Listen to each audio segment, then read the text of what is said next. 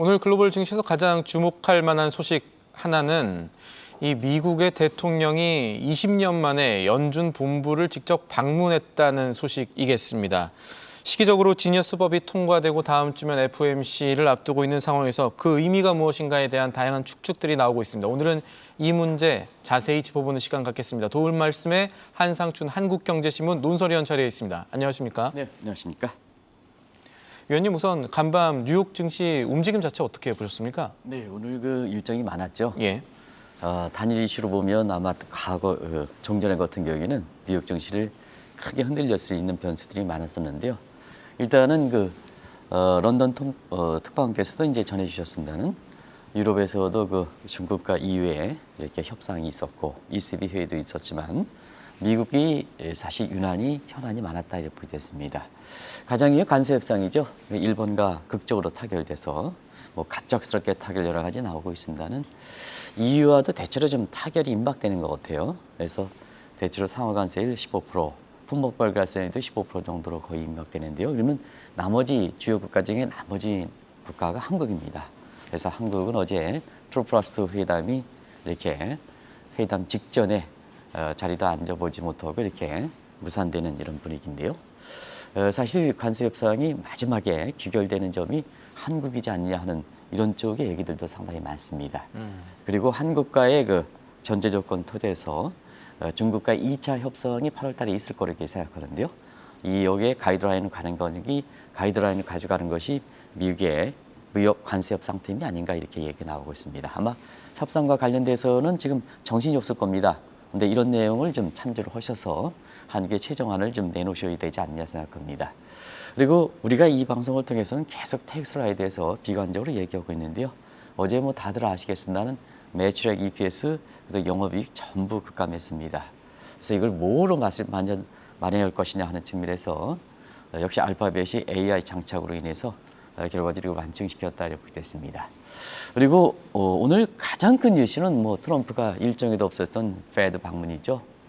페드가 1913년 설립한 지 113년을 맡고 있습니다는 지금까지 네 차례 전부 뭐냐? 전부 비상시에만 방문했거든요. 예. 최종적으로 20년 전에 Y2K 문제로 인해서 시청자 여러분 Y2K 문제 오랜만에 아시죠? 1900년대에서 2000년대 인류의 재앙이 될 것이다. 그때 제가 KBS에서 카이스트 교수랑 같이 얘기했는데요. 이 양반은 Y2K 문제로 해서 마치 세계가 무너지듯 얘기하더라고요. 근데 그렇게 그렇게 변함이 없지 않습니까? 예. 그런 전문가들의 얘기들도 전문가인지 모르겠습니다는 전문가의 얘기들조차도 인류의 재앙이다. 이렇게 얘기할 만큼 있었습니다는 그때 아마 대통령이 조지 부시 대통령으로 알고 있는데 이때 방문한 적이 20년 전입니다.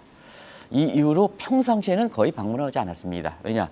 페드의 중립성 문제로 인해서 사실 비상시가 아니면 미국의 현직 대통령 입장에서는 페드는 성역과 같았다 이렇게 보시면 되겠습니다. 그래서 지금 여러 가지로 시기적으로 좀 관심이 있죠. 지난주에 스테이블 코인 통과하고 그다음에 7월 FOMC 회의지 않습니까? 시기적으로 이례적으로 민감한 해기 때문에 오늘 이렇게 방문 결과에 관계없이 다양한 측정들이 앞으로 나올 것이다 이렇게 보겠습니다. 결과적으로 보면 파월과 트럼프의 이렇게 노이즈가 재현된 거죠. 그래서 3대 지수별로는 혼조세를 보였다. 다우가 떨어지고 나스닥과 S&P는 뭐 소폭이긴 하지만 연일 사상 최고치를 경신하는 모습을 보였다. 그러면 전체적인 평가는 어떠냐?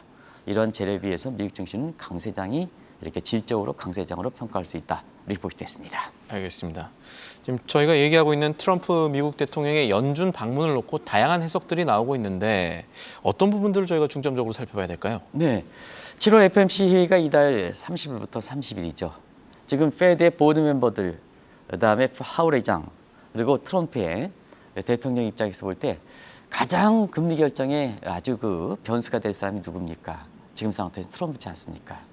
그러면 7월 FOMC 회의를 앞두고 연준의 가능성 금리 결정에 영향을 줄 수 있는 사람들은 그런 행위들을 하지 말라 하는 측면에서 FOMC 회의가 공개 원칙을 채우고 있습니다는 FOMC 회의 10일 전서부터는 비밀의 요원으로 비밀의 사원으로 돌아가는 거거든요. 예. 그 비밀의 사원으로 돌아가라.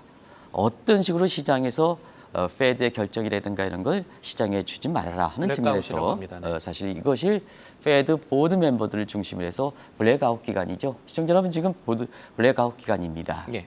근데 가장 금리 변수에 영향을 줄 수 있는 트럼프가 페드를 느닷없이 방문하니까 여기에 대해서 여러 가지 얘기 나오는 거죠. 그래서 일단은 7월 FOMC 회의를 앞두고 트럼프가 페드 방문에 있어서는 자 금리 인하의 간접적인 압력이 아니냐. 이 시각은 시청자부터 자연스럽게 한국경제TV만 보면 나올 수 있는 이런 추측이다 이렇게 됐습니다. 자 트럼프와 파월 간의 금리 놓고 신경질 벌이는 것은 벌써 몇 년이냐? 2019년에서부터 지금까지 내려온 겁니다.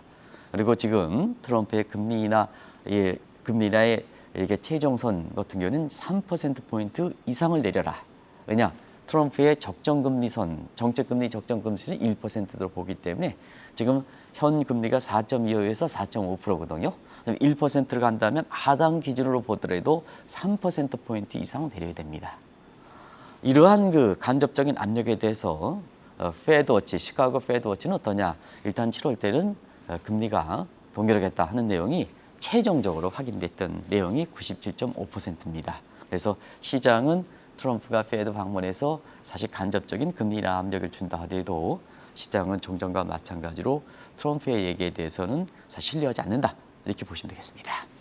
네. 또 하나 제롬 파월 연준 의장을 마음에 들어하지 않는 트럼프 대통령이 이번에 연준 본부를 직접 방문했다는 것은 차기 의장과 관련한 관심도를 높일 수 있는 일이 되는데 이것은 어떻게 보십니까? 네. 조만간 이제 방문 결과가 나오겠습니다는 트럼프가 페드를 방문한다 하더라도 바로 뭐 파월의 해임 얘기는 안 할 겁니다. 왜냐하면 차기 의장을 얘기해서 사실 파월을 좀비화시키면 자기 자신의 의지도 임기를 보장했다는 얘기 이런 얘기가 나올 수 있기 때문에 예. 그런 측면에서 이번에 사실 이런 얘기들이 나오는 겁니다. 왜냐? 페드 방문 때 차기 의장과 관련해서 어떤 얘기가 나올까? 그리고 방문 후에 어떤 얘기가 나올까? 이건 자연스럽게 추측할 수 있는 대목이다 이렇게 됐습니다. 일단 차기 페드 의장에 대해서는 인터뷰가 다 끝난 상태죠. 시청자 여러분 아시겠습니다는 그렇기 때문에 언제든지 이렇게 후보를 제명할 수 있다 이렇게 보시면 되겠습니다. 그래서 빠르면 이달에도 차기 의장 지명설도 날아갔던 때입니다. 근데 이런 시점에 민간 시점에 페드를 방문했다는 얘기거든요. 그런 측면에서 지금 페드의 차기 후보 인터뷰를 끝낸 사람들이 지금 관심이 되고 있는데요. 대체로 보면 베센트를 빼고는 이 네 사람입니다. 월러버시, 모만, 헤셋 다들 뭐 아실 겁니다. 근데 지금 상태에서는 저 네 사람, 베센트를 빼고 저 네 사람 중에서 뭐로 갈까 하는 측면은 예. 지금 트럼프의 가장 큰 복심은 베센트입니다. 그런 관점일 때 베센트가 가장 최종적으로 얘기한 것은 월러입니다. 그러면 이제 월러는 전 페드 이사지만 이 사람은 금리 인하에 대해서 가장 트럼프의 요구를 가장 받아들일 수 있는 사람입니다. 그러면 트럼프의 금리 인하 요구라든가 이런 측에서 3%포인트 이상을 받아들일 수 있다 하는 이런 측면에서 자 그동안 트럼프와 파월 간의 갈등, 트럼프와 페드 간의 갈등으로 볼 때는 아무래도 차기 연준 이렇게 의장은 트럼프의 요구를 가장 골치 아프게 하지 않는 이런 페드 의장으로 임명될 가능성이 높겠죠. 이건 뭐 기정사실화 될 거로 이렇게 봅니다. 또 하나의 요구가 있습니다. 이번에 사실은 트럼프가 페드에 방문하면 사실 페드로서는 불명예, 파월로서는 불명예입니다. 그래서 뭐냐? 이번을 계기로 해서 파월이 트럼프가 파월을 해명하지 않는다 해도 파월이 자진 사퇴하는 게 아니냐. 이런 쪽이 나올 수가 있습니다. 예. 그건 전례가 있기 때문에 그렇습니다. 일전에 한번 말씀드린 1987년에 당시에 공화당의 대통령이었던 레이던과 그다음에 당시 공화당이 지명했던 폴 볼커 간에 굉장히 갈등이 심했거든요. 결국 최고 통수권자 싸우는 중앙의장 중립성 보장된다 하더라도 이렇게 되면 볼 볼커 입장에서는 미국 국민이 다치지 않느냐, 미국 증시가 다치지 않느냐, 미국 금융시장이 다치지 않느냐 하는 측면에서 본인은 금융시장 안정에 이렇게 책임이 있다 보니까 결국 자진 사퇴의 꼴이 되거든요. 그래서 이번에 트럼프가 페드를 이례적으로 방문한 과정에서 이런 얘기들도 나오고 있다고 보겠습니다. 분명히 말씀드립니다는 방문 결과가 나오겠습니다는 트럼프는 여기서 자기 책임을 다하지 않는다. 그래서 파월의 임기는 보장할 거다 하는 예. 이런 얘기들이 나올 거다. 그러나 그 이면에 있어서는 이러한 차기 연준 후보의 임명이 곧 이어질 것이다. 경우에 따라서는 파월이 자진 사퇴할 것이다. 이런 얘기들이 나올 수가 있다고 보겠습니다. 실제로 이번에 방문해서 이 두 사람이 같이 있는 사진도 찍혔고 여기서 트럼프 대통령이 지금 파월 해임하는 건 아니다라고 얘기를 하기도 했었죠. 그리고 네네. 일부에서는 트럼프 대통령이 연준을 이례적으로 방문하는 것은 지난주에 의회 통과했던 이 스테이블 코인법의 힘을 실어주기 위해서다라는 얘기도 하던데 이거는 무슨 논리입니까? 네. 시기적으로 사실 이 문제가 가장 이렇게 주목하는 사항입니다. 트럼프가 가장 또 하나의 복심이 뭐냐면 가장 적인 게 크립토 문제죠. 시청자 여러분 아시겠지만 코인 왕궁론을 주장했던 겁니다. 난항을 겪었죠. 사실 코인 문제와 관련해서는 통화 주권을 갖고 있는 이렇게 페드와 센트럴뱅크 디지털 커런시 문제와 관련해서 굉장히 갈등을 빚었던 겁니다. 근데 지금 이게 시장에서는 대중화되다 보니까 의회 차원에서도 이 문제를 외면만 하면 안 되겠다 해서 지난주에는 크립토 위크를 설정해서 이 문제에서 법적 근거를 마련했죠. 그래서 법적 근거 가상화폐 3법에 대해서는 뭐 시청자 여러분 이 방송을 통해서 잘 얘기했으니까 가장 트럼프 입장에서는 3법 중에 가장 관심 있는 게 스테이블 코인 문제죠. 그래서 이 스테이블 코인의 법적 근거를 계기로 해서 그동안 코인의 산업적인 블록체인 같은 유틸리티 기능과 함께 가격 상승에 제한됐던 법적 화폐 기능도 일단 확보하게 됐다 이렇게 됐습니다. 다들 뭐 내용이 아시겠습니다. 이제는 스테이블 코인법이 이렇게 되면 담보만 있으면 금증사든 기업도 관계없습니다. 발행을 검토할 수 있다. 그러다 보니까 어떠냐. 페드 입장에서는 위기가 될 수밖에 없죠. 파월 입장에서는 위기가 될 수밖에 없죠. 법정 통화를 통화 주권을 갖고 있기 때문에. 근데 지금은 한번요. 스테이블 코인법에서 담보만 있으면 금융사라든가 기업이 오히려 페드보다도 더 활발하게 검토할 거로 이렇게 보고 있습니다. 그다음 중앙은행 위기, 그다음에 지금 법정 통화엔 달러 위기가 될 수밖에 없지 않습니까? 자, 이게 스테이블 코인법이 얼만큼 시장에 임팩트를 줄까 하는 측면에서는 여러 가지 사례를 들지 않아더라도 가장 비트코인이라든가 코인에 대해서 가장 비관적인 사람이 JP 모건의 다이먼 회장입니다. 예. 이 양반은 뭐냐? 어느 날까 someday sometime 비트코인은 제로가 된다. 가장 했습니다. 이 사람이 회장을 맡긴 게 JP 모건입니다. 근데 스테이블 코인법 이후에 코인과 관련해서 대출 사업을 계획하고 있습니다. 그러면 다른 쪽의 금융사들이라든가 이런 얘기할 필요가 없겠죠? 이게 지금의 현상이다 이렇게 됐습니다. 결과적으로 보면 스테이블 코인에 이렇게 되면 결국 중앙은행이 갖고 있는 페드가 갖고 있는 결국 화폐 발행 독점권이 지금은 민간으로 다 넘어간다는 얘기죠. 그럼 어떻게 되겠느냐? 200년 이상 지속되었던 달러 통화 조건 문제 이게 종식되는 거 아니겠습니까? 이것을 뭐냐? 200년 시장 이상 지속되는 법정 통화 시대가 종식되는 거 아니냐? 그러면 그 이후로부터 이제 중앙은행이 필요 없고 통화 스테이블 코인을 발행하는 게 여러 기관이 있다 하니까 프리뱅킹이 아니라 프리뱅크 자유은행 시대가 되는 겁니다.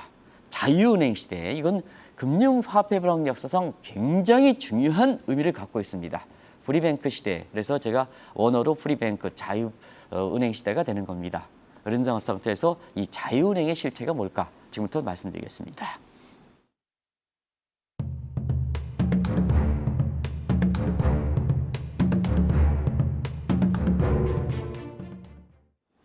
조금 전에 언급하셨던 자유은행 시대, 이것은 과거에도 많은 변화 그리고 혼란을 초래했었죠. 네. 사실 200년 만이니까 200년을 되돌아가겠습니다. 예. 그럼 19세기 중반 1830년부터 또 남북전쟁이 일어났던 이런 시대고 넘어가죠. 근데 이때 당시에는 19세기 중반에 미국은 공식적인 중앙은행이 없습니다. 왜냐하면 페드가 공식적인 중앙은행을 알고 있습니다. 이게 1913년 설립한 때거든요. 이때 중앙은행 역할을 뭐가 있을까 하는 측면에서는 프락스가 담당했던 겁니다. 그래서 이 중앙은행을 담당했던 기관이 미국은행이거든요. 근데 이 미국은행이 V주가 결탁돼 있습니다. V주가. 그래서 당시에 앤드류 잭슨, 다들 아시죠? 앤드류 잭슨이 에브리엄 링컨 전에 대통령이었는데 앤드류 잭슨이 화폐 중앙은행권의 대신 역할을 하고 있는 중앙은행이 V주가 결탁해? 하다 보니까 이때 당시에 V축 권한을 더 강화시키기 위한 미국은행의 이런 그 법 개정 문제에 대해서 강력하게 거부권을 행사했던 겁니다. 그리고 당시에 경제학적으로 보면 고전주의가 태우는 자유방위입니다. 자유방위에 편심해서 자 앞으로 화폐 주도권은 미국은행에 망치 다른 애 다 맡길 수 있다. 이게 프리뱅크 시대입니다. 그리고 프리뱅크의 모습만 보면 은행은 1달러 담보만 있으면 어느 은행이든 간에 1달러를 발행할 수 있다는 얘기입니다. 그래서 미국 은행의 통화 주권이 상실했다. 중앙은행 부재 시대가 됐다. 이게 보시면 되겠습니다. 결과적으로 보면 스테이블 코인에서 자, 페드가 없어진다면 자유뱅크가 되겠죠. 그럼 누가 가장 혜택이 있습니까? 가장 혜택은 최고 통수권자에 가는 거죠. 시니어리티 팩트라든가 이런 측면은 세금으로 걷어들일 수가 있거든요. 예. 그래서 지금 프리뱅크 시대가 될 때는 자, 트럼프가 자기 자신의 부를 가장 증대시킬 수 있기 위해서 프리뱅크를 선언하지 않을까. 근데 이건 상당히 심증이 높은 겁니다. 작년에도 트럼프가 여러 가지 과정에서 자기의 대선 과정에서 대선의 과정에서 자기 재산을 무려 8,750만 배를 억 달러를 늘렸다. 이게 은행이 정말 최고 통수권이 가능한 얘기입니까? 이게 이제 그래서 그때 재산의 내기 나와서 아마 시청자분도 이야 이게 대통령 대선 기간이라든가 대통령 취임에 이렇게 재산을 불릴 수 있을까 하는데 자 지금 트럼프는 어떠냐? 비트코인을 비롯해서 코인만 20억 달러를 보유하고 있습니다. 이 공식 통계입니다. 그러다 보니까 자연스럽게 이런 추측이 나올 수 있다 이렇게 보겠습니다. 그래서 최고 통수권자 공직에 있는 사람일 걸 자기 처신을 잘해야 된다는 얘기입니다. 이런 추측이 나오기 때문에 왜냐 다양한 추측이 나올 수가 있거든요. 그래서 이렇게 최고 통수권자의 사회적 기능, 사회적 책임이 강조되는 것도 바로 그렇습니다. 그리고 재산 공개 하는 것도 바로 그런 측면에서 우리가 국민을 이해했을 때 그 지위를 이용해서 재산을 벌면 안 된다. 그런 것을 방지하기 위해서 그런 겁니다. 그런 측면에서는 트럼프는 가장 위배되는 사람이다. 이렇게 보겠습니다. 실제로 트럼프 미국 대통령이 취임 이후 이제 실제로 8,200억 원 정도 재산이 늘었고 그 가운데는 가상자산이 한 역할도 무시할 수가 없는 것은 맞습니다. 네. 그리고 200년 전에 있었던 자유은행 시대 설명을 또 듣고 나니까 앞으로 스테이블 코인 시대가 전개가 될 경우에 왜 이 200년 전의 자유은행 사태가 반복될까 이 걱정이 있는지 이해가 좀 되는 측면이 있습니다. 네. 바로 이게 통화주권 문제는 프레임워크의 문제거든요. 예. 그래서 항상 통화주권의 프레임워크 문제입니다. 그러면 앞서 자 그때 당시에 중앙은행이 사실상 무너졌다. 프리뱅크 시대다. 근데 은행은 담보만 있으면 달러를 발행한다. 그러면 지금 달러 스테이블 코인 문제는 정확하게 그 스테이블 200년 전의 프레임워크가 똑같지 않습니까? 한번 보겠습니다. 다들 아시는 내용을 반복해서 말씀드리겠습니다. 1달러 1코인. 그다음에 미국 국채 같은 담보만 있으면 사실 금융사든 기업이든 발행할 수가 있는 거 아니겠습니까? 그래서 이 발행 주체에 대해서 그동안 이런 문제가 발생하는 것을 방지하기 위해서 센트럴뱅크 디지털 커런시 하는데 이번에 트럼프가 반 센트럴뱅크 디지털 폴리시에서 이마저도 중앙은행이 센트럴뱅크 디지털 코인 통화 주조권도 무너뜨렸지 않습니까? 그러다 보니까 자 제2의 자유은행 시대에 도래하지 않느냐 하는 측면에서 벌써부터 200년 전에 나타났던 부작용 문제가 나오는 거다 이렇게 됐습니다. 예. 그런 측면에서 부작용을 한번 볼게요. 자, 지금 담보가치 문제인데요. 결국 가장 확실한 평가받고 있는 미국의 담보도 지금 이렇게 디폴트 문제에서 이렇게 담보가치가 인정받지 못하고 있지 않습니까? 자, 그러면 어떤 사태가 되겠습니까? 스테이블 코인 문제가 결국 담보가치가 불확실한 문제를 담보로 한다. 이것도 위태하겠지만 민간은 중앙은행의 통제권이 없습니다. 그러다 보니까 자 평상시엔 잘 지킵니다. 그런데 내가 어렵다 하면 저거 담보 1달러 담보 저거 의무조항도 안 돼 저거 지키겠습니까? 그냥 무조건 내가 발행하는 거 보죠. 무조건 발행. 왜냐? 자기가 살아야 되니까요. 그러다 보니까 그 1달러 1코인의 담보 요 기간도 사실 지켜지지 않을 가능성이 높다는 거거든요. 그러다 보니까 요 전례 사건이 2023년에 일어났어요. 실리콘밸리에 담보리그의 부재에 이제 전 세계적으로 좀 디지털이 있어. 자, 은행에 찾아가지 않더라도 런던에서 실리콘은행에 예금 빼 대규모 뱅크로인데 그러다 보니까 결국은 그때 당시에 실리콘밸리 사태가 SB 사태가 일어났죠. 그런 과정에서 사실 이 문제는 굉장히 중요한 문제다는 것을 말씀을 드리겠습니다. 결국은 신뢰 문제다, 탈중앙화 문제다 말씀이신 건데 그런데 연준을 비롯한 각국의 중앙은행들이요. 물론 이제 안티 CBDC법 통과되긴 했습니다만 어쨌든 중앙은행들이 스테이블 코인의 필요성 인정하더라도 별도로 중앙은행의 디지털 화폐, 이 CBDC에 대해서는 계속해서 강조를 해오고 있는 상황 아닐까요? 네, 그렇습니다. 트럼프가 미국에서는 가장 센트럴뱅크 디지털 커런시의 달러 시리즈 리브 때문에 연구 검토는 많이 돼 있습니다는 예. 가장 늦게 도약했던 겁니다. 근데 이번에 트럼프가 반 CBDC법을 같이 통과시켰지 않습니까? 근데 다른 국가들은 뭐냐? 사실 이 스테이블 코인이 등장할 때는 이런 문제가 되겠죠. 누누이 말씀드리는 미국 입장에선 달러 주권 문제가 심각한 위험이 봉착되는 거 아니겠습니까? 그러면 중앙은행이 위기가 되는 거죠. 다른 국가도 마찬가지입니다. 다른 국가도 법정통화에서 우리나라의 5만 원권도 누가 발행하느냐? 원화 스테이블 코인 문제를 돌볼 때는 누가 발행하느냐? 민간에 맡기느냐? 그러면 한국은행 이창용 정책께서는 최근까지만 하더라도 사실 이 문제에 대해서 부정적 입장을 보이다가 현 정부 들어선 어쩔 수 없이 이걸 받아들여야 된다 해서 여러 가지 파워피즘 논쟁이 이루어지는 것도 바로 그런 측면에서 해석되지 않습니까? 그리고 또 한 가지는 자금 세탁하는 문제, 테러 자금 문제, 불법 회기 문제 이런 문제 어떻게 될 것이냐. 이런 측면에서 그리고 가장 큰 문제는 앞서서 말씀한 같이 스테이블 코인 시니어리즘 문제입니다. 세금 걷어서 채권 통수가 재산 증식해 이런 문제가 되는 거죠. 예. 그래서 지금 미국 입장에선 반 CBDC 이런 것이 법이 통과했습니다. 이것이 문제라는 얘기입니다. 가장 앞서갔던 센트럴뱅크 디지털 플러스에 가장 앞서갔던 중국도 인민은행의 요 센트럴뱅크의 통화주권 문제를 존중하는 상태거든요.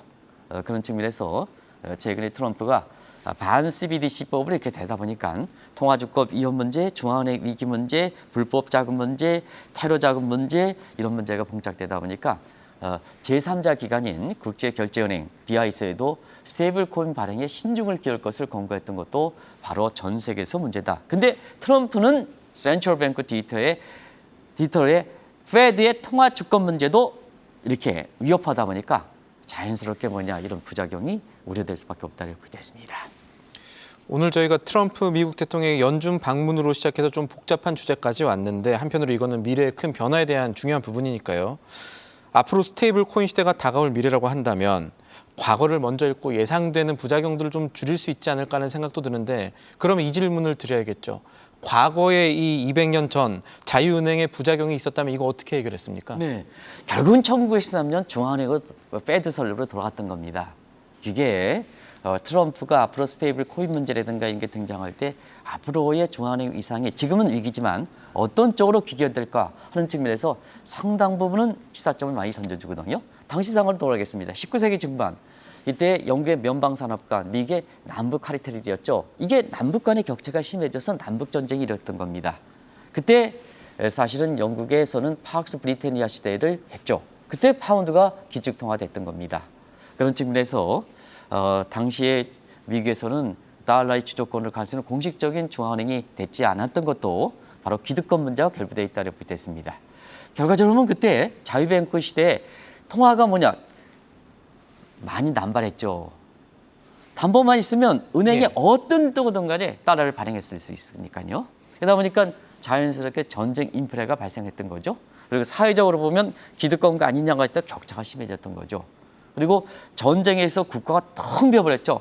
발행해서 써버리니까 국가가 텅 버려버렸습니다. 지금 상황과 비슷하지 않습니까, 시청자 여러분? 그래서 그때 당시에 주마다 그린백 이런 거에서 이 링컨 대통령이 이걸 통합시켰거든요. 이 통합시켜서 그때 그린백이 나온 겁니다. 그래서 이것이 주마다 통화 주권으로 흡수 통합했던 문제를 결과적으로 통합시켜서 주의 통화직을 1913년에 51개 주 차원에서 이 대표를 맡은 것이 결과적으로 연방제도준비위원회라 그러죠. 예. 지금 우리가 페드가 연방제도준비위원회 각 통화주권을 통합시켜서 위계 중앙은행을 맡았는데 그게 센트럴뱅크라는 표현을 쓴 게 아니라 연방준비제도위원회라고 불리는 것도 바로 이런 측면이다 이렇게 됐습니다. 그런 쪽의 모습이 보면 상당 부분은 아마 왜 트럼프가 이번에 페드를 방문했을까? 많은 각도에서 이렇게 시청자분도 이해하실 수 있지 않냐 하는 생각이 듭니다. 네, 알겠습니다. 오늘 말씀은 여기까지 듣죠. 지금까지 도움 말씀의 한상춘 한국경제신문 논설위원이었습니다. 위원님 오늘도 감사합니다. 네, 고맙습니다. 계속해서 다양한 경제 이슈를 알고 싶다면 구독과 좋아요, 알림 설정 부탁드립니다. AI 캐스터 권미정이었습니다.